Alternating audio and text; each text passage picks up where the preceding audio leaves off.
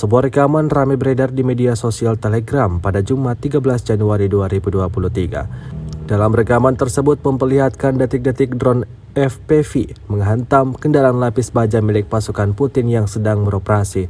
Variasi dan keefektifan yang menakjubkan dari drone FPV dan komersial dalam pertempuran sangat luar biasa. Tampak militer Ukraina menerbangkan drone FPV yang syarat dengan granat pada tank tentara Rusia.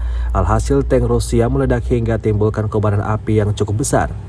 Hal tersebut membuat tentara Rusia semakin kekurangan amunisi dan berisiko alami kemunduran di medan pertempuran. Uniknya, terdapat narasi yang dituliskan dalam unggahan tersebut menarik perhatian warganet, di mana drone FPV yang seharga $350 tersebut diketahui menghancurkan tank Rusia seharga jutaan dolar.